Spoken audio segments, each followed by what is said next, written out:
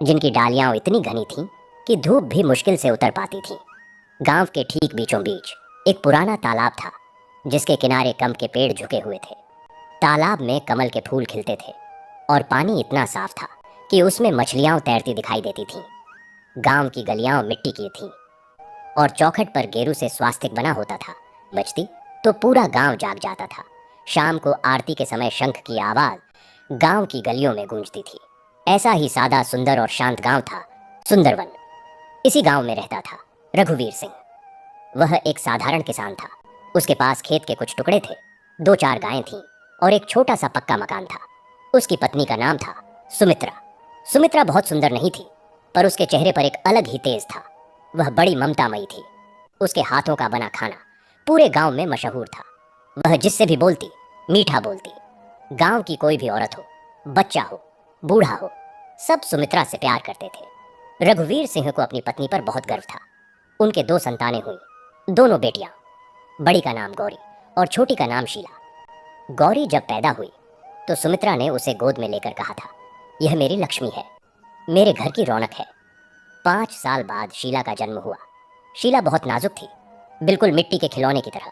उसकी आंखें बड़ी बड़ी थीं, बाल घुंघराले थे और वह जब हंसती थी तो मानो घर में बसंत आ जाता था।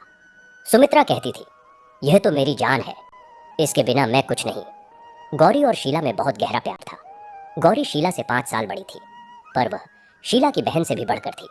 वह उसकी रखवाली करती थी, उसकी माँ की तरह। जब शीला रोती थी तो गौरी दौड़ कर आती थी और उसे गोद में उठाकर झुलाती थी। जब शीला को भूख लगती थी तो गौरी अपने हाथों से उसे रोटी के निवाले खिलाती थी। जब शीला अंधेरे से डरती थी तो गौरी उसे अपने सीने से लगा लेती थी और कहती थी, मत डर, मैं हूं ना तेरे साथ। माँ सुमित्रा यह सब देखती थी और मन ही मन खुश होती थी। वह गौरी से कहती थी, बेटा, तू तो सच में माँ के समान है। रघुवीर सिंह भी शीला आंखें फाड़ फाड़ कर सुनती थी और देर रात तक जागती थी। पूरा घर हंसी खुशी से गूंजता था। गांव के लोग कहते थे, रघुवीर का घर तो सच में स्वर्ग है, कोई दुख नहीं, कोई चिंता नहीं। पर यह स्वर्ग ज्यादा दिन नहीं रहा।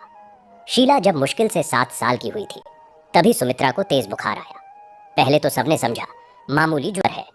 गांव के वैद्य ने कुछ दवा दी, कहा कुछ दिन में ठीक हो जाएगा, पर बुखार उतरने का नाम नहीं ले रहा था। दिन पर दिन बीतते गए, महीना बीत गया।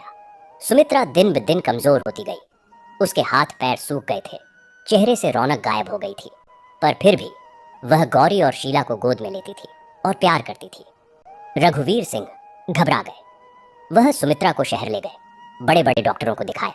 सबने जांच की, पर कोई इलाज कारगर नहीं हुआ। धीरे दिनों में सुमित्रा ने गौरी को अपने पास बुलाया।